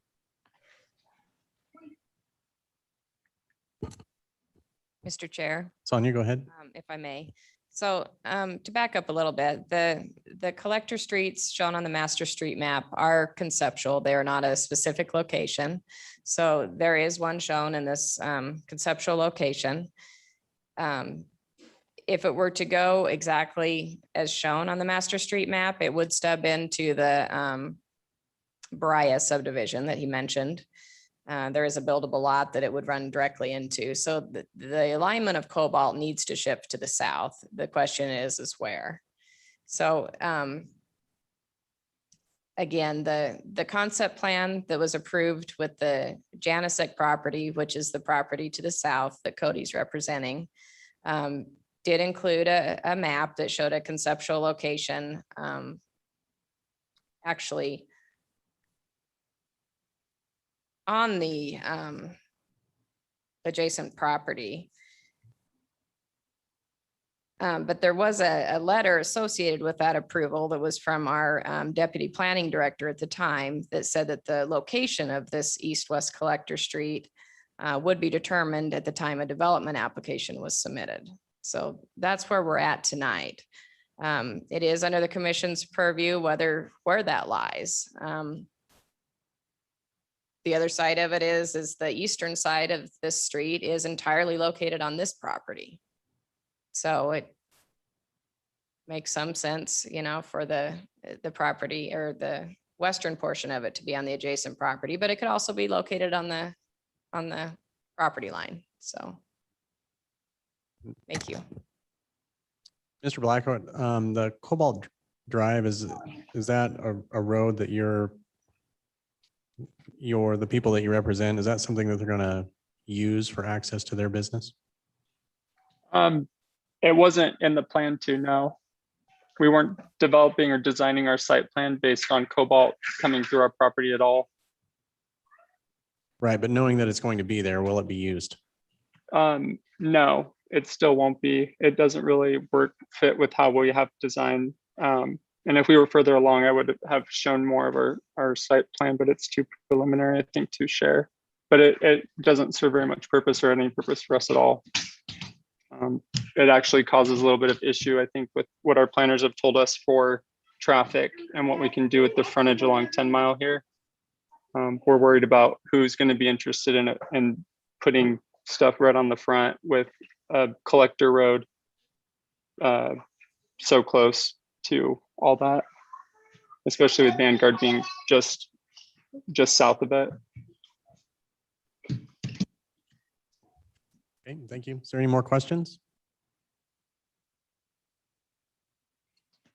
All right, thank you very much. Mr. There- Chair, next in-house, we have Larry. Nope. Okay. All right. If there's anybody else out there that would like to come up, please raise your hand on Zoom or raise your hand in chambers. Okay, if the applicant would like to come back up and have closing remarks.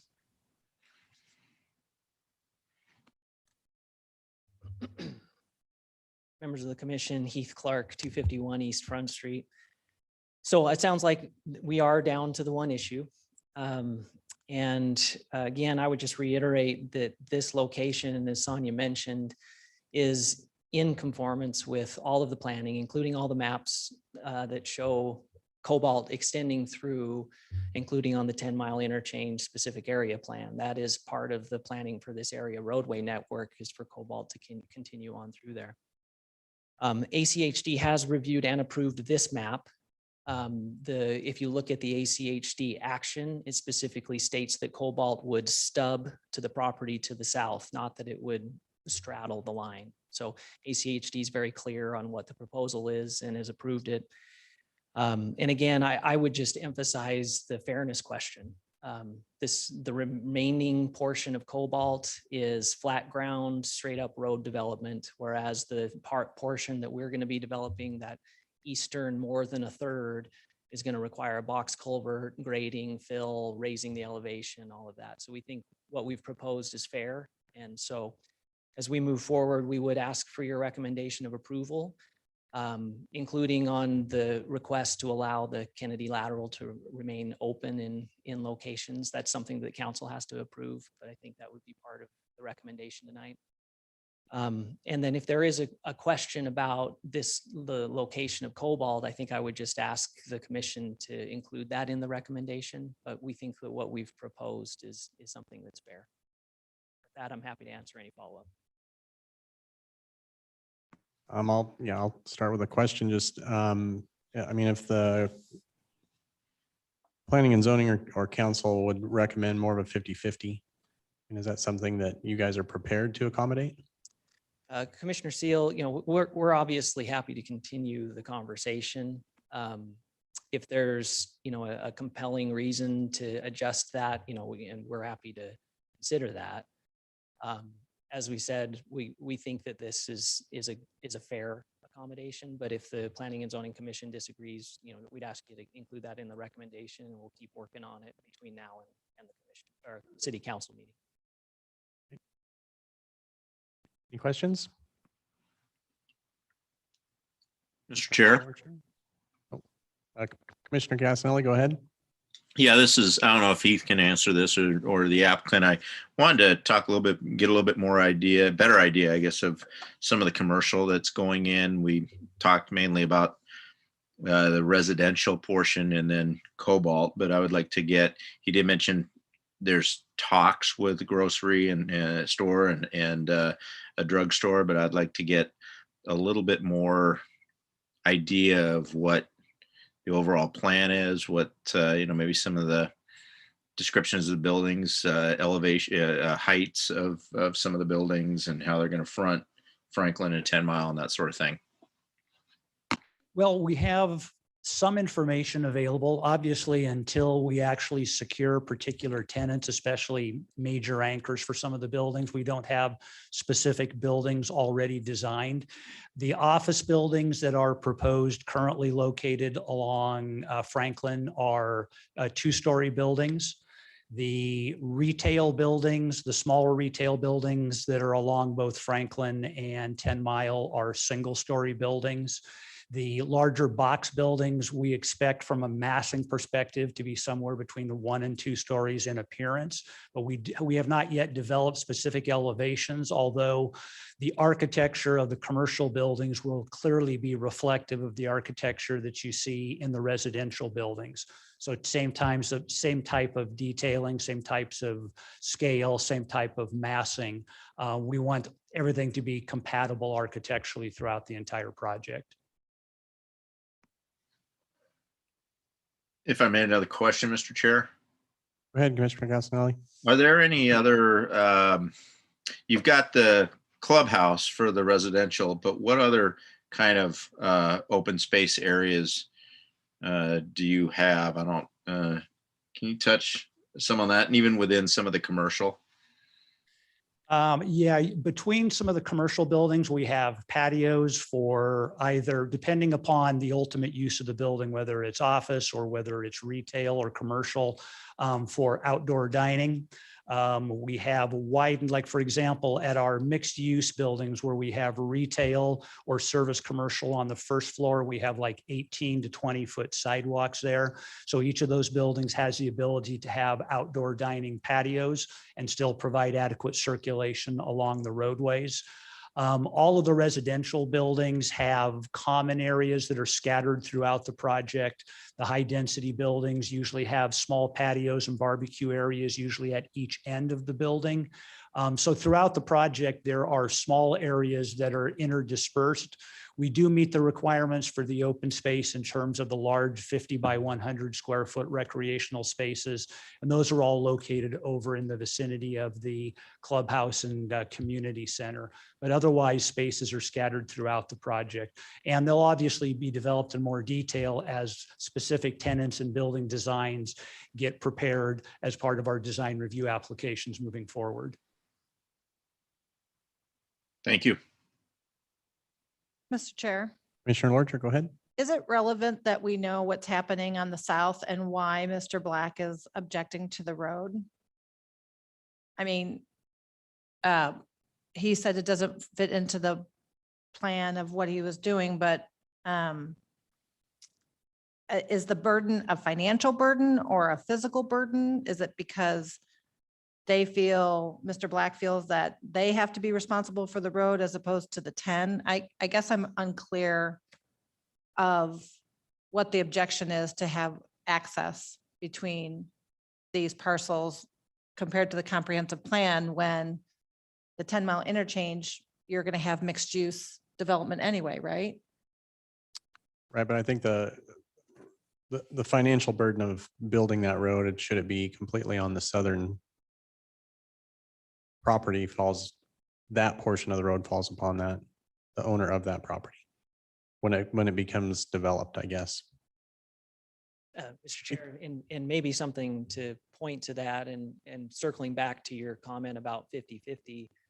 I think the way I would prefer to have responded to that is the 50-50 really should be looked at in terms of overall cost, not linear feet.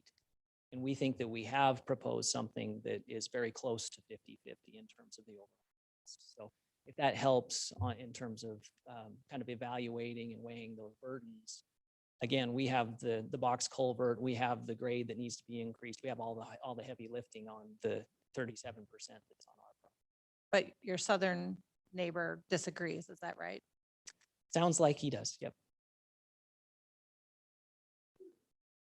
Thank you. Mr. Chair, I have a question for Sonia. So they're just asking for annexation and zoning. They still have to come back for a preliminary plat approval for what they're ultimately wanting to do. Is that correct?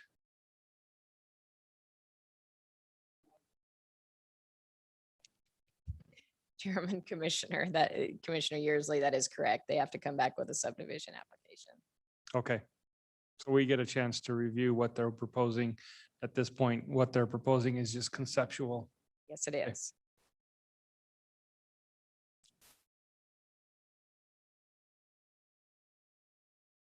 Mr. Chair, to Commissioner Lorcher, go ahead. add on to Commissioner Yearsley, what we're voting on tonight is annexation, not really conceptual design. Is that right? Right. Based on your comment? Annexation and zoning. Okay. Chairman, Commissioners, the concept plan is associated with that annexation and it will be included in a development agreement. And since this is a topic of discussion and an issue, I would recommend that you nail down where that road's going to go. Mr. Chair. Commissioner Casanelli, go ahead. Maybe before we close the public hearing, Sonia, what historically speaking, when this is an issue, and I don't know if there's something you can pull up top of mind, but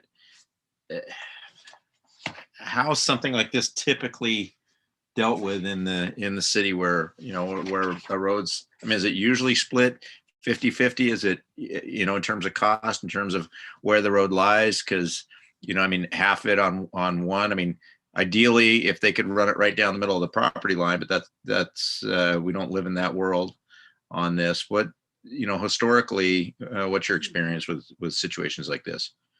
Chairman, Commissioner Passanelli.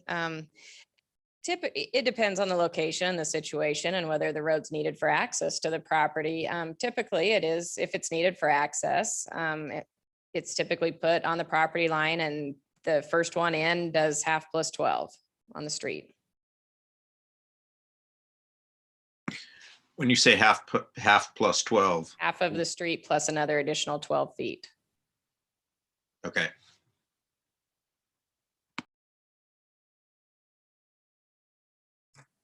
More questions? I was just gonna, Sonia, will you bring up that slide that Mr. Black brought up that showed his development as well, kind of showed the overall roadway?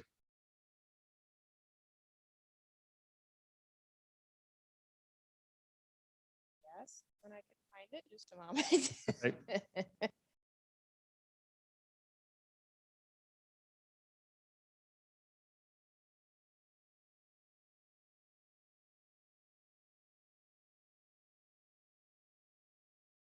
If you look at this drawing here, he's showing that road being half on their property and half on his, but you end up having two separate jogs in the roadway. I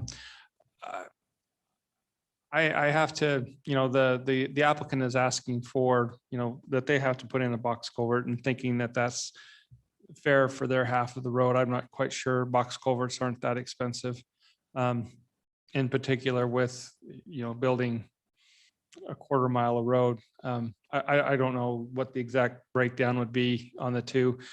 My looking at it is, I think as a roadway, having one swoop come in and then having a straight shot and not having a second jog, for me personally, looks a little bit better, and having it all on the property to the south.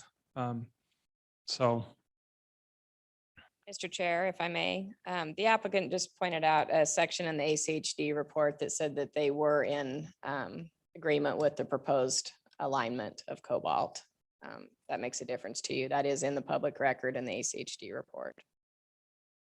Was that referring, and I'll chime in here, that is that which image are they using when they do that? Because one of their images shows it completely to the south and one of them shows it dissected That's a good right down the point. middle. So I assume that they were going off of the concept plan submitted by the applicant. I'm not sure the reason for the discrepancy in the plan that they submitted back with the access. I can't explain that. okay. Because that has me somewhat confused, to be perfectly honest. Their recommendation, though, should be based on the plan that was submitted by the applicant. Okay. Heath, go ahead. Thank you, Mr. Chair. And I'll just point to page 10 of the ACHD action.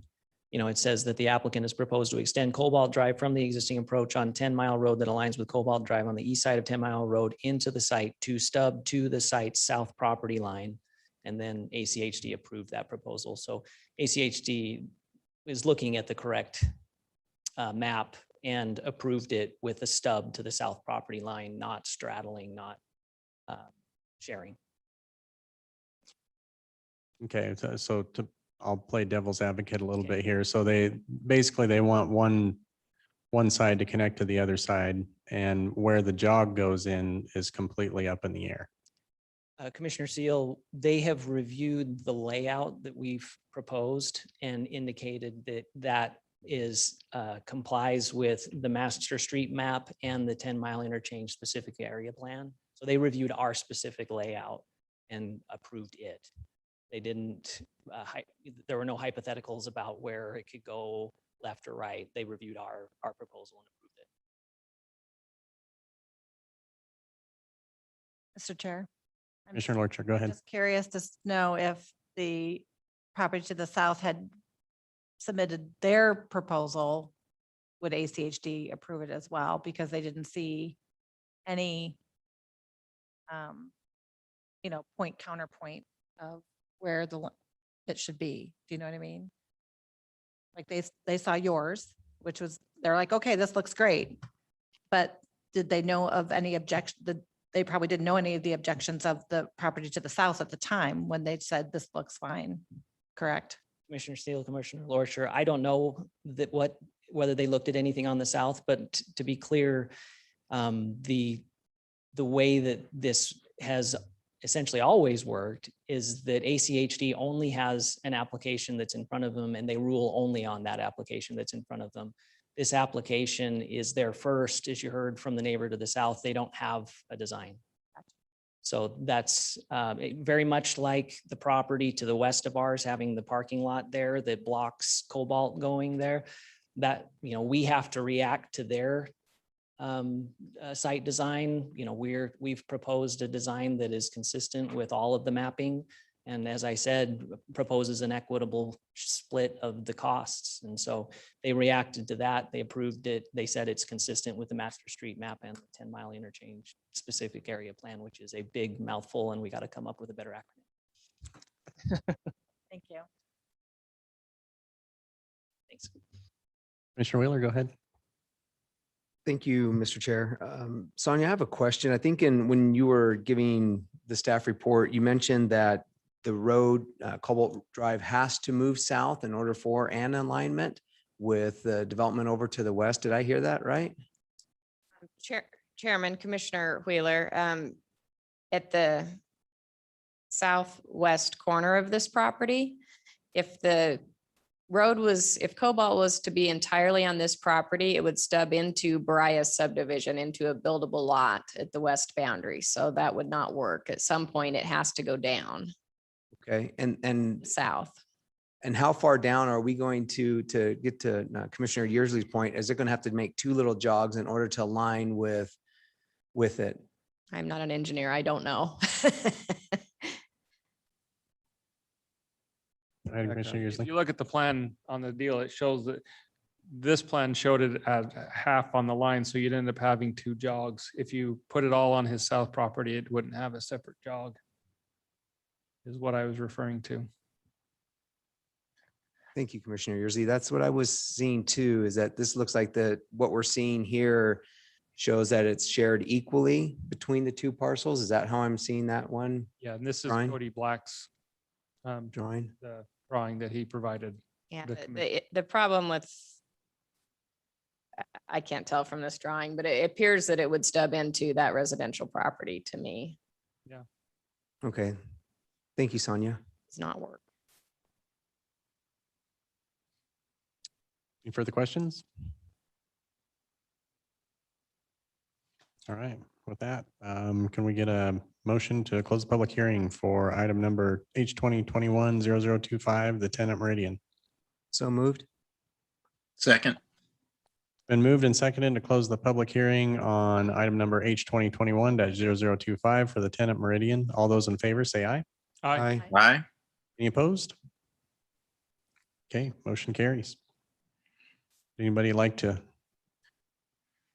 I guess I haven't said too much, so I'll lead off a little bit here. So, it's the great debate. I understand how it seems equitable when you have the property that has more cost to it. That said, the neighbor to the south didn't pick your lot.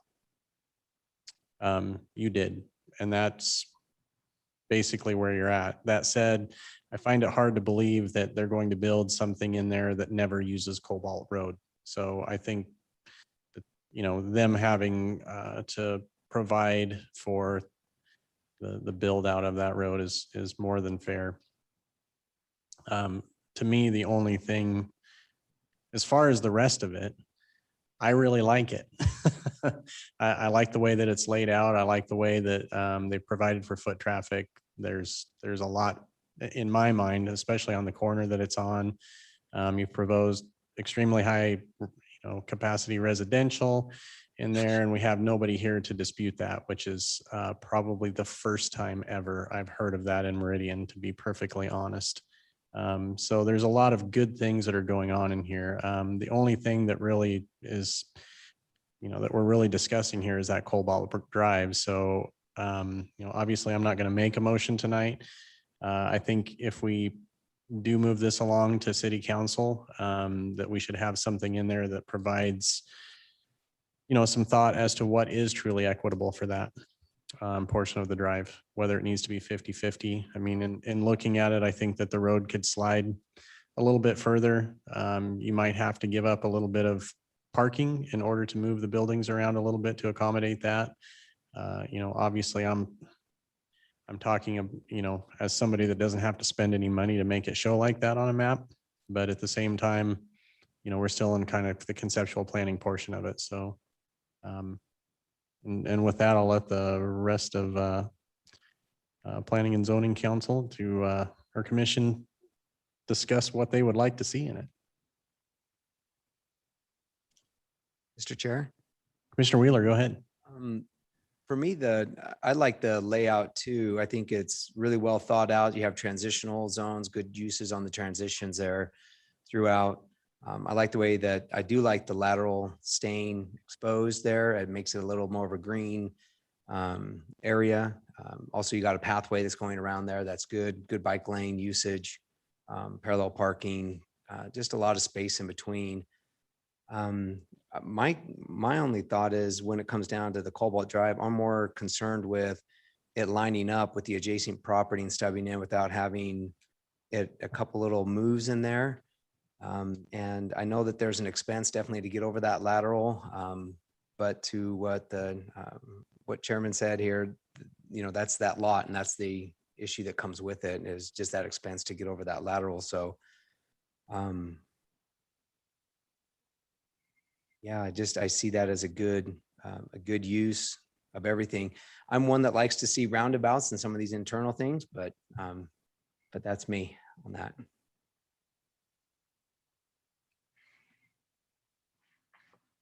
Anybody else want to jump in here? Mr. Chair. Commissioner Casanelli, go ahead. Yeah, I on Cobalt. Well, let's go back to everything else I like about it. So I'm in favor of the project. We didn't have any other people speaking out against this other than the property owner to the south. And what scares me about this whole thing is Franklin and 10 Mile in that area is already a disaster. I'll just thank ACHD for the lack of vision on those roads and making them like everything else when the density at this corner was coming the way it was coming. So it's, but it is what it is. Overall, the project looks like a neat project. My thoughts on Cobalt Drive. First of all, I like having less straightaway and another jog. I'm not an engineer in that standpoint, but to me, it seems like it would work for some traffic calming, and the longer, straighter road you get, the faster people tend to drive on it. So I like the aspect, if that's workable, to have jogs, which may help to solve some of this. The other comment I have, Mr. Chair, kind of echoes a little bit of what you have. I think if the attorney representing the applicant here, I think if the shoe were on the other foot, they would have a real different view of what's equitable. I like and would be in favor of what Sonia pointed out, as far as when the first one in is usually half plus 12, and I don't know if we can take that all the way to the edge of their western boundary or not, but they're the first ones in, and I think the road is, to that point, is their responsibility at this point. So I would be in favor of going half plus 12 on it. I would like to see another jog, but if it's straight, in my mind, I think I'd want to see as condition for that half plus 12 to the western boundary. Okay, thanks, Bill. I had a quick question just on the open waterway segment of this. Just for a comparison, how much of the waterways are left open on the east properties there of 10 Mile? I know there's actually a considerable amount over there, but does it compare to this? And are we looking at, I mean, conceptually, we're looking at the same kind of layout? Chairman, commissioners, as far as I know, Brighton is the developer of the property east of 10 Mile. And as far as I know, they're planning to pipe it all. Oh, I thought they were keeping some of that open behind there. I But could be mistaken, but I don't believe so. thank you. I think the lateral to this, to the north of this one is the one they were leaving open as part of their, there's another lateral to the northeast of this one that they left open as part of their initial design, I believe. So far, it looks open. Yeah. There's a few bridges over some of those laterals. Yeah. At the There's corner of 10 Mile and Franklin on the Portion east of corner. it is open along the intersection. I know. Okay, just trying to get a sense of, I mean, because there's a considerable amount of this that seems to be left open. So I just want to make sure that that's going to fit in, blend in with what else we have going around there. I mean, not that you want everything to look the same, but some of the look and feel of it is good, especially if it transfers. You know, I kind of come back to that little path that we have through from 10 Mile to Linder. You kind of wish all the paths would look like that. And it's an open waterway. It's beautiful. So just want to make sure that we've got something like that going on in here. Mr. Chair, Mr. Wheeler, go ahead. is there going to be a requirement for fencing along that lateral? I'm being assumptive here, Sonia, or do you know? Yes, Chairman Commissioner Wheeler, there will be a requirement for fencing in accordance with UDC standards. Thank you. Mr. Chairman. Mr. Yearsley, go ahead. You know, I like the overall look and the layout. My personal feeling is I think it's a little heavy on the multifamily housing and not enough retail. I'd like to see a little bit more retail. Maybe those apartments to the north to be more into a retail situation. But the overall look, I think is looking fine. I actually like the way that the Cobalt Drive looks now. I understand Commissioner Casanelli's thought about having a second jog for traffic calming, but you know, which can be done. So I don't know. I don't know if I have a preference one way or the other.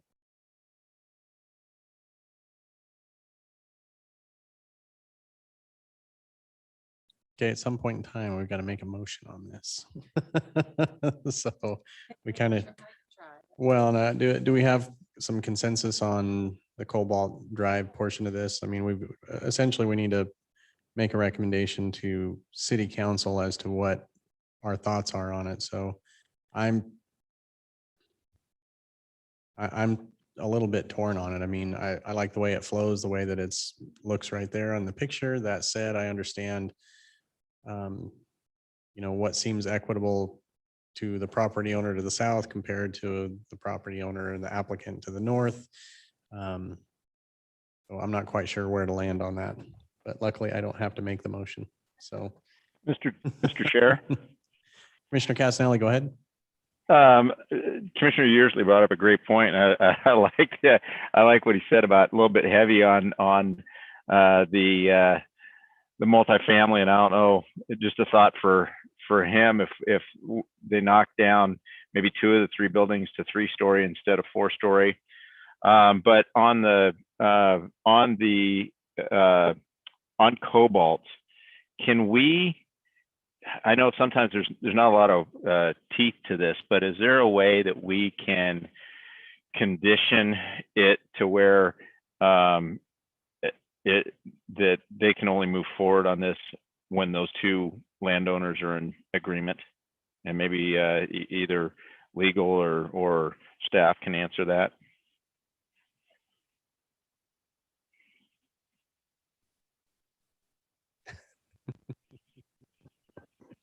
Go right ahead. a theme of the presentation tonight is you have to act on what's in front of you. You have this application, you don't have the application on the property itself.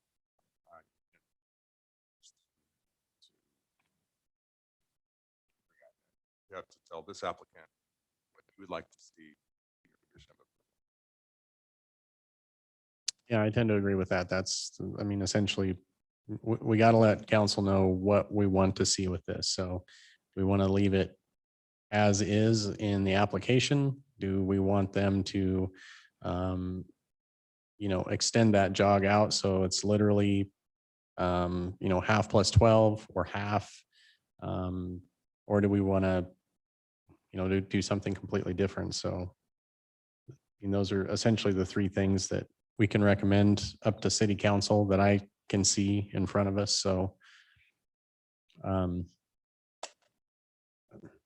Mr. Chair.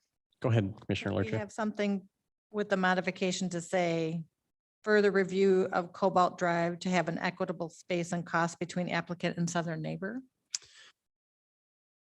Because that just, Yes, but I think the dispute is right now is what is equitable between the two neighbors. So that's what we have to figure out. What do you think is equitable, and form that and put that in the form of a motion? That's the task at hand. Yeah, and that's what, like I said, I'm willing to make a motion, but I will make the motion that we leave it as is. The other motion would be to split Cobalt Drive, the center line of the road be on the property line until it hits the end of their property, and then jogs onto the other property would be the other motion. So I think those are kind of the two motions that we have in front of us. Mr. Chair, if I'm tracking correctly, there's two conditions that we want to put on. One was to require a DA, if I remember correctly. And then also, That's already there. And then the one of them that the applicant was requesting was stating that Kennedy lateral to remain open. I think that was the other one. Right, and that's for council to decide, but if you have any recommendations on that, does need to go into the motion as well. I personally, on the lateral being open, especially if it's fenced and made into, something usable, walkable, I actually prefer that personally, so. I agree. Luckily, nobody from the irrigation districts here throw things at me, but that's just my preference. So, Mr. Chair, I'm going to throw this out here. Feel free. After considering all staff, applicant, and public testimony, I move to recommend approval to City Council of file number H 2021-0025 as presented in the staff report for the hearing date of May 20th, 2021, with no modifications. Do you have a second? I will second. It has been moved and seconded to approve item number H 2021-0025, the tenant meridian. You may want to do roll call. Yep, with no modifications. All those in favor say aye. Aye. Aye. Aye. Opposed? Nay. So for the record, that was Commissioner Casanelli as an A. That is correct. All right, motion carries. Thank you very much. Okay. Can I get one more motion? Chair, I move we adjourn. I'll Second. second that. All right, it's been moved and seconded to adjourn. All those in favor say aye. Aye. Aye. I think this is a record. Any opposed? Yeah. All right, motion carries. Thank you all very much. Thank you. Thank Have a good you. night, you guys. Have a good night. I